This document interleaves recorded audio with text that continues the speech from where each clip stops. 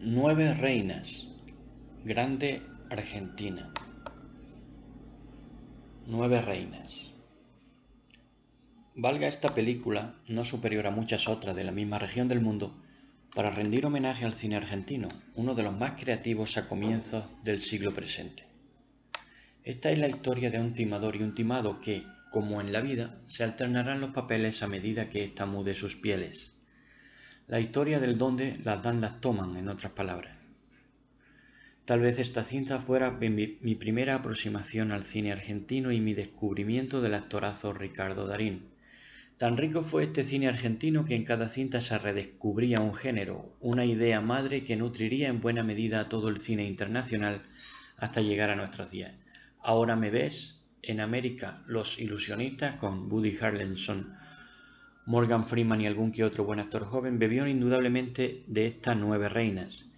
Más recientemente la casi impresionante Focus con Will Smith también desciende de estos carteristas argentinos capaces de todo. Es un género en sí mismo que se podría llamar historias de taimados, lo que se alumbró desde Argentina. Y no por casualidad, ya que este género fue a parar precisamente a Argentina por la enorme crisis con que tuvieron que lidiar, el primero de los corralitos. De manera que aquello de ser más listos que el hambre se podría aplicar a cómo los argentinos respondieron al dramático envite, regalándonos de paso el cine más común en cuanto a su espléndida sencillez e interesante que se realizó en el siglo XXI.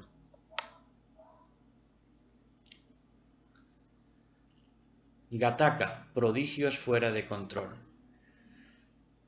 Gattaca es un ecosistema social en donde solo los fuertes sobreviven. Esta máxima tengo por seguro que decora las pieles de más de un deportista de élite y miles de frustrados y parias en esas y otras disciplinas, entre las que cabría mencionar a misántropos o eugenésicos, que son el verdadero blanco de las saetas de este film, a mi humilde parecer. Estos seguramente tengan también bajo la piel ese darwinismo social.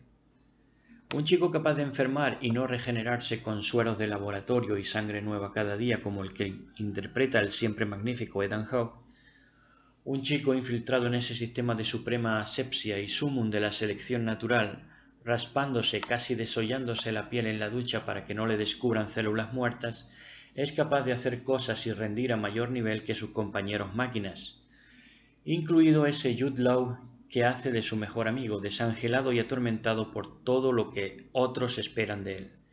Y además el chico enfermizo consigue ligar con la guapa, una Uma Thurman incontrolable, como toda mujer que mantenga vivos sus sentimientos. El mensaje a transmitir por el director de este portentoso film de ciencia ficción es que hay algo más allá de los genes que afortunadamente nunca se podrá encasillar, controlar o designar, y es algo más intrahumano que metahumano, algo con lo que no se nace pero que se puede adquirir desde el nacimiento y es por tanto también indiscutiblemente genético, pero con la diferencia de ser inabarcable en la complejidad de sus aspectos. La cinta hace ver elocuentemente que nada que quiera extenderse, abarcar un todo, crecer de alguna manera, puede centrarse en el control del individuo o llamarse destino, ya que en la misma dificultad de la maniobra vuelve a replegarse y a regresar al mismo punto de partida, a lo fortuito, azaroso o casual, que son asignaciones para comprender lo que se escapa de lo que la mente puede clasificar. Ingeniarizar sociedades, empresas, países incluso es el pan de cada día, pero para hacer lo mismo con las conciencias individuales hay que pedirles permiso. Y para establecer una economía con ello no bastaría con monitorearla, habría que comprenderla. Quizá esa fuera la explicación de la crisis en que llevamos sumidos desde comienzos del siglo. Cuando uno ve que Andrew Niccol dirigió además de esta joya el show de Truman, El Señor de la Guerra o La Huésped, se siente agradecido por la vida, satisfecho de poder apreciar el talento de la mejor generación de directores jóvenes en la historia. A la era del conocimiento le correspondería de manera natural el cine del conocimiento, y aunque en muchos casos no es así, en esta película y con este cineasta y otro puñado de directores sí lo es. Uno se regocija en ello. Juez Dredd, no tan olvidable. Parecía una película más de Stallone, otra destinada al disfrute de los aficionados al cine de acción, pero el tiempo creo que le ha hecho justicia a este film dejándolo como una distopía bastante acertada. El personaje de Sylvester es congelado en el siglo XX y se levanta un par de siglos después. El choque cultural es tan grande que afecta a su psicología y por ende a la del espectador, que al momento del estreno de esta cinta no podía imaginarse que le tocaría vivir en la misma tesitura que la del protagonista. En un futuro en que incluso el propio lenguaje visceral y rabioso de Hollywood, exportado al por mayor a todas las almas del mundo, iba a restringirse y multarse. Cualquier queja, crítica o lamentación sería suprimida o barrida con la misma eficiencia que las motas de polvo en las pulidas y desquiciadamente blancas inmediaciones gubernamentales. En eso esta producción, seguramente sin pretenderlo, acertó de plano, en mostrar una sociedad dominada por unos pocos que, dada su situación y privilegio, podían utilizar un lenguaje sin ira y manejar el despotismo ilustrado a su consecuente antojo, conforme a sus eufemismos, cada vez más enfermizos e insultantes para el ciudadano medio. Como apunte ocioso, cabría señalar que nadie se hubiera imaginado que esa Sandra Bullock iba a sustituir años después a Meg Ryan con caracterizaciones de mujer entrañable y exquisitamente femenina. Alegría para los que en algún momento necesitamos presenciar ese tipo de mujer y fastidio ofensivo para todos los que odiaban cualquier manifestación de sensibilidad artística o emocional. Cobardía esta tremendamente extendida en Europa ya en aquellos años. Batalla en Seattle. Cada loco con su antisistema. La cinta pasó desapercibida para el gran público, dada su clara posición antisistema, circunstancia esta que conlleva una no pequeña cantidad de ostracismo en infinitud de casos en el mundo del arte y la cultura. La vi más por casualidad que otra cosa seguramente, pero la película tiene su interés y no obedece al mero entretenimiento, del cual hace tiempo que los cinéfilos nos cansamos o cuando menos aparcamos para los días que nos venga bien. Batalla en Seattle es una puesta a punto de la calle al cine. En la mayoría de los casos es la calle la que imita y sigue las pautas del cine, pero en películas como esta se da el caso, afortunado creo, de que es el cine quien, a regañadientes obviamente, se ve obligado a reflejar la realidad de la calle. Y esa realidad se vivía a lo largo y ancho de la faz de la Tierra al momento del estreno de esta cinta. Por supuesto, lejos del limitado cine documental, se le añade el componente dramático, existencial y familiar que sin duda la enriquece sin restarle apenas verosimilitud a la historia, cuya mejor lectura probablemente sea que la gente se debería plantear seriamente si desea pertenecer y alinearse al lado de los que son capaces de repudiar con tanta fuerza a un semejante que no desea pertenecer y alinearse con lo mismo. Un repudio tanto más injustificable en cuanto que manifestante y manifestado, el activista que porta pancarta y el que le apalea por ese derecho de expresarse, son en muchos casos gente amiga, conocida, familia y siempre implicadas e interrelacionadas entre sí a todos los niveles de la vida. Solo la defensa fanática de unas siglas que en ese momento histórico ya la mayoría de gente ignoraba, podía propiciar los incidentes de linchamientos que en verdad ocurrieron. En eso sí ganaron los antisistema, dando a conocer a entramados más o menos culpables, cuyo mayor delito fue darse a conocer por apalearles y menospreciarles como movimiento. Ahí se hicieron un flaco favor y se expusieron como los opresores de los que todo el mundo habla hoy, sabiendo o dejando de saber. Slumdog Millionaire. Lo que el cine pudo concebir. ¿Quién quiere ser millonario? Se llamó en América, creo. Si el cine alguna vez fue pensado para reflejar como posible un mundo mejor, esta cinta fue la cima más alta que concibió. Danny Boyle, que en 1996 mostró toda la crudeza de la vida en Trainspotting, se resarce con este cuento de hadas escrito por Beaufoy. Un cuento de hadas que es tan seguro de no suceder como posible de que sucediera. En esa maravilla desplegándose aquí una providencia que domina sobre el azar y que, lejos de ese Dios inoportuno y fastidioso que hace leyes para molestar según la concepción de las rebeldías globales, es una oportunidad, una gloriosa posibilidad que se ofrece a todo aquel que crea todavía en la bondad de los hombres y la redención de una virtud pisoteada. Virtud que encarna a la chica Frida Pinto con garantía de feminidad. La historia también es una alegoría mesiánica de amado y amada que nadie que mire a otro a través de la religión y ande enfrascado en ella podrá disfrutar.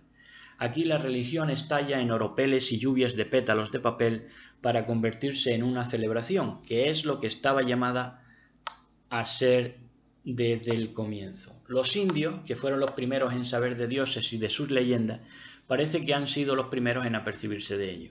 Y por eso existe un Bollywood con historias morales y bellezas recatadas, moviéndose sin malicia para espanto de un occidental. La escena de la tortura del chico, con un estupendo Patel, realizada porque no se creían que viniendo de una clase inferior que implicaba un conocimiento por debajo, pudiera acertar preguntas que no podían acertar los mejores cerebros de la nación, es digna de atención.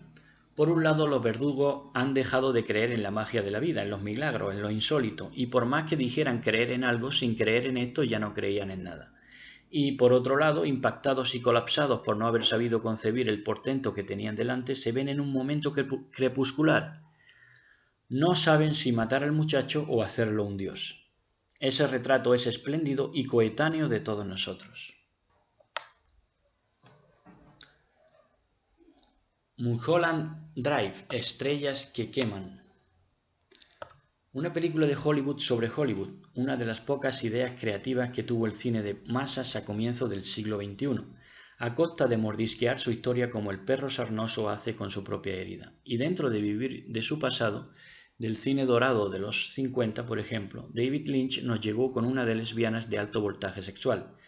La tórrida relación entre Naomi Watts y la actriz que recuerda a Rita Hayworth, una Laura Harring de lo más compacta, seguro que hará las delicias de los adolescentes y otros salidos que queden por ahí, pero el interés de la cinta es la magnífica manera de narrar la obsesión y la decadencia de la actriz interpretada por Watts.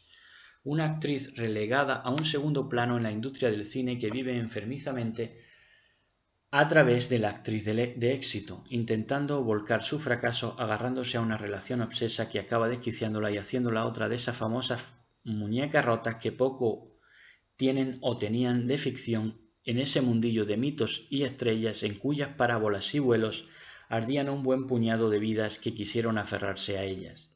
En ese sentido tiene muy poco de film erótico festivo propio de las series B o de Vigas Luna, y mucho de drama a tener en cuenta como ejemplo de dossiers y archivos apilados en las comisarías de Los Ángeles con casos de lo más escabroso relacionados con Hollywood, de los que el público poco o nada supo en su momento, para que el precio de la fama mundial siguiera ignorándose y el imperio monstruoso del lobby siguiera alimentándose de sueños rotos y chicas o chicos que jamás fueron preparados para arrastrar tanto seguimiento a seguir o seguir a tanto arrastrado. Filmes como LA Confidential o La Dalia Negra ahondaron también en el cine negro alrededor de los años de esta cinta, pero quizá esta sea de una calidad superior por las fibras que toca. El diario de Noah, último chico conoce chica. La película tenía ya cierto predicamento entre la gente más o menos romántica, y lo cierto es que me sorprendió gratamente cuando la vi. Un amor por encima de las clases sociales es un reto tan enternecedor para los jóvenes idealistas como un amor interracial, y despierta la misma pereza para afianzarse. Es por lo tanto harto complicado de llevarse a cabo, pero quizá por lo mismo, por la falta de héroes que sí se atreven, cintas como esta, increíblemente para un servidor, aún despertaban interés y hacían correr lágrimas. Posiblemente la fe renovada en el amor que propicia el film mientras éste dura se deba a que cada quien queremos ser esos protagonistas.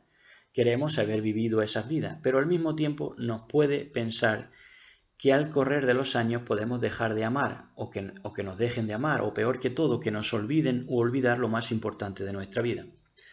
Ahí la historia yerra, a mi parecer, pues mete el Alzheimer cuando trata de sentimientos.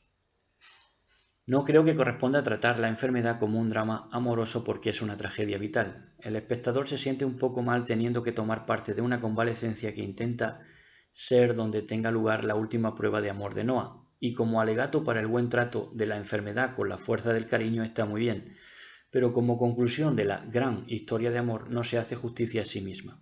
En todo caso podemos estar ante la última producción romántica digna de mención. August Rush, lo que une la música. La pasión por la música a veces parece ser un patrimonio de adolescentes y otras gentes cada vez más frikis, pero para respetar a la música basta mirar atrás en nuestras vidas. Casi todos los mejores momentos tendrán una canción, y la canción nos hará llegar los recuerdos.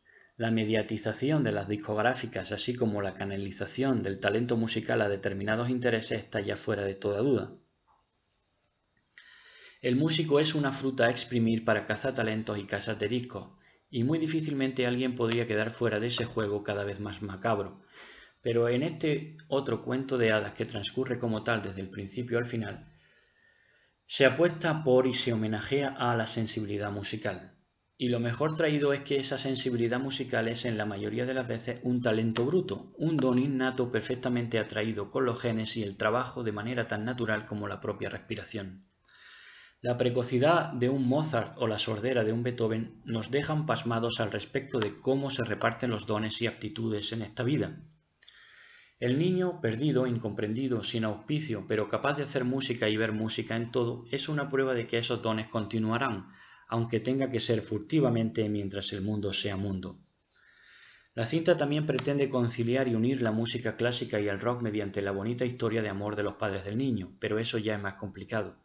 Donde nace la música y muere el ruido es algo muy difícil de dilucidar, pero quizá lo mejor sería decir que para que el ruido se transforme en música ha habido que experimentar y fusionar. Como metáfora de eso, el film es casi perfecto. El cielo abierto, la sencillez haciendo la diferencia. Sin grandes alardes ni promociones excesivas, Miguel Albadalejo fue capaz de dejarnos la que es, a mi juicio, una de las películas de mayor sensibilidad que se hayan hecho en España. Un disfrute de cinta, echando mano de lo que tenemos, de las sencillas vidas de nuestros arrabales y extrarradio, que era la verdadera cantera de la vida y la emoción, de historias de todas las clases y amores de todos los tipos. Muchas películas se hinchan de lo que no conocen y quedan en producciones sin ningún arraigo, aún dentro de sus fronteras, porque no saben conectar con su público.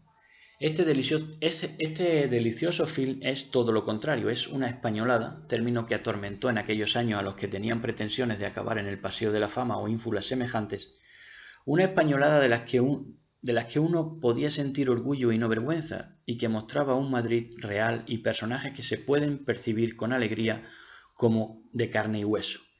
Espléndida Mariola Fuentes y espectacular Sergi López, como siempre, que he de decir que es mi actor español favorito. Su papelón de psiquiatra, intentando mantener la cordura, asistiendo cada día a locuras irremisibles de gentes ya disociadas y familias desfragmentadas y desquiciadas en esa época de cambio de siglo, no debiera tampoco ser olvidado nunca. Y la relación con su suegra después de que la hija de esta, su esposa, le haya sido infiel con su padre, es estremecedor y conmovedor en su mejor sentido. Y lo mejor de todo es que esas cosas sucedían de verdad y había todavía personas con mucha clase y categoría humana. ¿Dónde iría a parar al día de hoy el personaje noble y leal del psiquiatra interpretado por López? Es una buena pregunta. Tal vez hubiera enloquecido, pero es también muy posible que ese amor encontrado en medio del estrés y el caos, esa niña dulce con cuerpo de mujer peluquera de Madrid que se pasó la vida pensando en los demás sin atenderse a ella misma porque había perdido la costumbre, hubiera sido ese refugio de paz que todo el mundo anhela, pero que solo los más osados son capaces de encontrar. El quinto poder, tiempos de revelación. La información es poder y el poder es el arma que mejor puede emplearse contra otros poderes. Esos otros poderes saben que la información es poder por su efecto o por su defecto, y es su predilección por el defecto y la privación de información lo que les destapa como un poder antagónico. El problema es que ese poder que limita, restringe, deforma y por último desplaza y borra la información no se percibe a sí mismo como malo. Por el contrario, se cree en un derecho paternal y por eso no quiere salir ni con agua caliente. Ese es el mundo enquistado de hoy. Unos luchan para que llegue la luz y otros trabajan para que las tinieblas no descubran formas que ellos juzgan demasiado espantosas y poco asumibles para el mundo o para sus intereses, que ven como lo mismo. La lectura de esta cinta puede recoger sin problemas la problemática existencial de siempre, expresada desde siempre de muchas maneras, pero desde una perspectiva totalmente privilegiada del escenario histórico mundial y las implicaciones que los gobiernos ejercen en esta trama que supera cualquier ficción. La película no va a resolver nada porque en la vida real está desenvolviéndose ahora mismo. Y esto a la hora de realizar la producción se supo muy bien, de manera que como en todas las guerras, y la de la información con mayor motivo, se necesita una propaganda, que por supuesto correrá a cuenta del poder que ostente una mejor economía al momento de realizarse. Cada uno barrerá para su casa y donde uno tenga los medios el otro habrá de poner los ingenios, hasta que la lucha quede resuelta y encontremos solución de continuidad a este conflicto cosmogónico. Al respecto de la figura de Julian Assange, a mí me parece la personalidad más interesante del siglo presente, y teniendo en cuenta que todo alrededor de él será polémico, yo sí diré que el mundo necesita de soplones si es que desea enfrentar la corrupción, el crimen y el magnicidio reiterado, obsesivo e irredimible con que lo están cebando. Hay que filtrar la pared que nos separa de la vida plena de nuestros sentidos y percepciones hasta derribarla. No hay de otra si queremos ser libres. En caso contrario, llegaría el día en que no se pueda hablar de lo que se ve y se oye y quedemos atrapados en la contemplación de una caja tonta a través de la que vivamos y que piense por nosotros. Y lo advertimos rechazando que ya hayamos involucionado hacia eso. Ciudad de Dios, cine de realidad. Para contarla hay que vivir, y eso en según qué lugares es bastante complicado. Un chico de las favelas consigue exponer la historia de su calle, de sus amigos y de su hermano, asesinando a un hombre de la ley que en realidad somos nosotros los espectadores. Consigue salir y llegar hasta allí con mucho ingenio y una cámara de fotos que se convierte en objeto de poder y que representa el conocimiento. Él no es un soplón, solo quiere vengarse del asesino de su hermano sin disparar ni un solo tiro, y tiene la inteligencia y determinación para ello. Narra la trastienda de un piso franco desde donde se expende droga y se maneja la mafia de la zona. Le va facilitando información y fotos a la policía en la medida que toman interés por el caso y son capaces de monitorizarle. El chico le cuenta el presente a la poli y el pasado al espectador, al que le queda cada vez más claro que está ante una historia excepcional en todos los sentidos. El capo del barrio llegó a serlo haciendo una masacre de lo que iba a ser un pequeño robo de unos chicos problemáticos en una especie de prostíbulo. A partir de ese momento le coge gusto a matar. Antes era el menos carismático y el menos querido y el más abofeteado de los chicos de ese maldito barrio. Se hace con un arma solo para él, habiéndose demostrado a sí mismo que era más capaz de lo que otros creían. Mata al hermano del chico fotógrafo porque se siente herido en su orgullo pese a que tenía menos edad que cualquiera de los otros chicos delincuentes de poca monta, y asciende hasta el dominio del piso y de la droga que sale y entra. Ya en su adolescencia visita a un brujo de la tradición africana y éste le cuelga su correspondiente amuleto al cuello diciéndole que se debía cambiar el nombre por Sé Pequeño. El ritual es enormemente significativo porque desde ese momento se transforma en un despiadado demonio que lleva la muerte a todos cuantos le rodean, por muy amigos que fueran. Ese pequeño era una orden de los demonios para que él encogiera y ellos se hicieran más fuertes en él. Un día viola a la mujer de un joven que, como todos los que querían vivir, quería salir del barrio y trabajaba duro para ello. Violan y matan a la mujer delante del tipo honrado y le dejan vivo para humillarle más. Ese chico que dejan vivo decide abandonar sus buenos hábitos y dedicarse a hacer la guerra a Sé Pequeño, uniéndose a un clan contrario. Como la causa de ese chico es justa, gana adeptos y recluta, pero uno de ellos es un traidor y en el decurso de una encerrona se pierde mucha vida de los chicos de la favela. Al final hasta la buena causa del viudo se va pervirtiendo, al final cae, y también cae ese pequeño cuando el chico fotógrafo se infiltra con él y aprovechándose de su ego le fotografía en plena celebración de sus baños de sangre.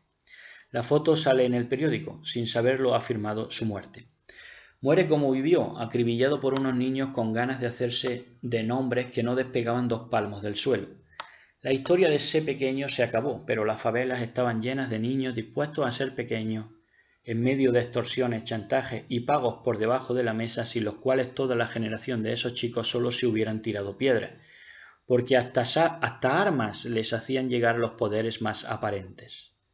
Película que será única durante mucho tiempo, ya que su realidad y su vigencia se hace insostenible para mucha gente implicada en la sombra. No creo que una parecida pueda volver a colarse.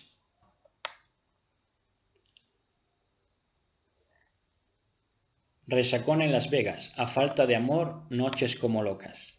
La cinta no tiene nada para reseñar salvo el nivel alcanzado por la gansada norteamericana. Los gringos se merecen mucho más respeto que el que le demuestran su gobierno, pero caen en la misma carcajada que el resto del mundo viendo las penurias y bajezas de unos personajes que pasarán de provocar extrañeza al puritano medio a ganarle para la causa de los gansos y las inmoralidades en cuanto éste cometa el error de ver esta comedia en compañía. Hecho lo cual será un viaje a la infancia que muchas veces no tiene billete de vuelta. Este tipo de personajes están cuajando hasta en los corazones más adustos y en los semblantes más solemnes porque caen en gracia en virtud de parecer como niños crecidos que no querían crecer y se han encontrado un mundo deshecho en el que han de pasar intelectualmente de nuevo a una posición fetal para confirmar la puerilidad, el infantilismo y la incapacidad para asumir responsabilidad alguna. Naturalmente este tipo de filmes no llegan por casualidad, son de diseño y este obedece a propósitos perversos, pero cualquiera se pone ahora en la tesitura de aguar la alegre fiesta del llanto con que la masa se apacienta como buenos ovejos. Más fácil es dibujar una sonrisa en la cara, aunque sea de puro paroxismo para disimular. Los niños del Brasil, inventar pesadillas para cumplir un sueño. Uno a veces quisiera ser uno de esos críticos de cine que discuten de planos, vestuarios, corrientes artísticas y directores pocos conocidos. Hablar del rodaje del Dogma de Ken Loach o de Kurosawa y no meterse en bochinches de este tipo, pero uno ya no puede eludir glosar un par de cosas necesarias sobre este cine que planea como un gallinazo sobre la misma pestilente razón y la misma carne corrompida. No corresponde a un servidor dilucidar la cifra y los hechos empíricos que ocurrieron sobre los judíos, por muy obvio que sea un acontecimiento, siempre habrá alguien que dude, tal como enseñó Descartes, como avanzadilla de una locura ya más o menos reconocida, y es cuando uno ve tanto interés en que no se ejerza el derecho a la duda cuando se vuelve más suspicaz. En ese orden de cosas, si es que se puede hablar de orden, películas como esta le restan más que le suman a la causa judía por una razón muy sencilla.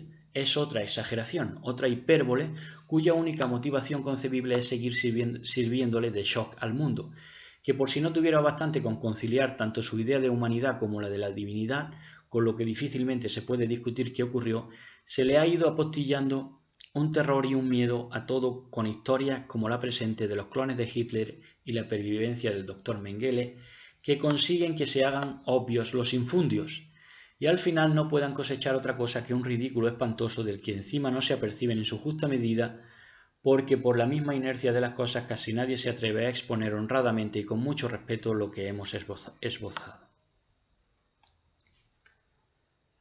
American Beauty, aparentemente. Es de esas películas que pueden resumir una época por sí misma. Y ese fechado data de cuando el planeta Occidente nadaba en las gelatinosas aguas de la opulencia y los líderes mundiales ensanchaban sus bocas pronunciando el famoso lema del estado de bienestar. De nada de esto precisa la película para narrarse y desenvolverse ante el maravillado espectador. No necesita explicar las causas sino centrarse en el resultado espiritual que producía. De haberse realizado a la inversa, el fin o el mensaje que anunciaba la decadencia hubiera sido fácilmente negado y desmentido. Esa concreción es la que catapulta esta producción a un nivel estelar.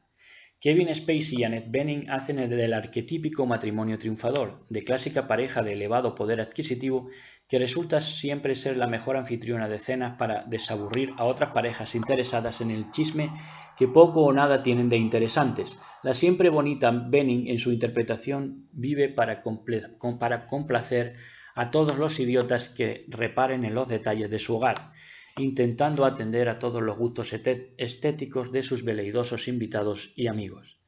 El personaje de Spacey, por su parte, al que se le priva de poder sentarse en su sillón y descalzarse incluso para favorecer al inerte objeto y que aparezca siempre como nuevo, está a esas alturas desencantado de esa vida superficial y se entrega a la temprana masturbación en la ducha, que es, a su juicio, el mejor momento del día. Complacerse así dibuja a la perfección el vacío existencial que separa a la pareja, que orillada a los extremos es ya incapaz de encontrarse y hacer el amor. Todo un drama, sin duda. El hombre encuentra o cree encontrar una razón para seguir cuando comienza a sentir atracción por una animadora deportiva de instituto amiga de su hija que anda buscando un ayuntamiento con alguien mayor y experimentado, según ella. El tipo cede al deseo de la menor de edad y casi consuman el acto, pero la chica se echa atrás en el último momento como la niña que es. La caracterización de Spacey se da cuenta de que su vida está yendo a la deriva y que prácticamente se ha convertido en un corruptor de menores. Sin embargo, hemos de notar que su deseo por la chica no es lascivo. Se la imagina siempre cubierta de rosas, como una figura angélica más bien. Y es porque en el fondo su necesidad es de sencillez y candidez, algo que se perdió en su vida mucho tiempo atrás cuando se decantaron por ser una de esas familias sofisticadas de la American Beauty. No es anecdótico el episodio que se refleja con el antiguo coronel del ejército vecino de la familia. Bajo una lluvia simbólica se vive el absurdo. Metidos en las sombrías de un garaje típico, el coronel se lanza a besar al personaje de Spacey. Este aturdido le echa para atrás. Hay un silencio caótico y una confusión en los dos tipos extraordinaria.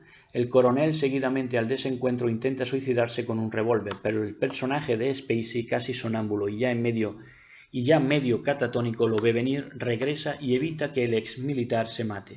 Es lo último que hará en vida porque será él quien se mate después de que todo se desmoronara encima de él y presenciara con sus propios ojos dónde estaba metido. La oscuridad lo insulta y lo engulle, y él se pierde para siempre. La esposa se queda para oler su ropa porque lo amaba como él la amaba a ella, pero ninguno de los dos se atrevió a cruzar el vacío. El remordimiento, que es la carcoma irredimible y contraria al arrepentimiento, la esperará siempre al ver sus muebles intactos. 12 monos, bienvenidos al espectáculo del cine mental. Antes de entrar en la peli contaremos una historia al respecto de su director, Terry Gilliam, para mí uno de los más grandes. Resulta que el bueno de Terry estuvo formando parte durante su juventud de los Monty Python, que en España son tenidos como artistas de culto por haber realizado ateísmos chistosos con los cuales aún se les cae la baba a más de uno. Tal es el caso con La vida de Brian, que marcó profundamente a toda la bufonada que hoy cuenta ya con alrededor de 40 años, una generación casi perdida entre la risotada y el dadaísmo. Bueno, pues al cabo del tiempo, que no transcurre igual para el necio que para el sabio, sin duda alguna, este componente de los Monty Python evolucionó hacia una visión cosmogónica que plasmó luego en sus filmes, y en la que dilucidó un hallazgo que ya hubieran querido para sí los levitadores desquiciados que conforman el imaginario místico de las dos Españas y otras muchas naciones aprendidas de la escolástica, que por muy distópica que llegue a ser la sociedad, la voz, la llamada o el sueño se abrirán paso para unificar las aspiraciones del ser humano como una planta en el cemento. Dicho de otra manera, los cableados, las cañerías o las excavaciones atestando nuestros propios hogares también pueden contener un reflejo de lo que se llama Dios y puede llegar a ser un camino de vuelta a Él. Nada creado en este mundo queda excluido del regreso a su esencia. Respecto a la película en sí, no queremos en este caso desvelar nada de la trama porque deseamos que el espectador sienta la fruición de retina que pudo sentir mi generación cuando la vimos por primera vez. Uno de mis amigos de ese tiempo nos contaba sin dar crédito y casi amargamente que al término de la película la gente salía del cine hablando pestes de la misma y sin haber entendido nada. Como decía un viejo amigo mío, los caramelos no se hicieron para los burros, pero se sigue dando también que las nuevas generaciones siguen quedando admirados cuando ven esta película.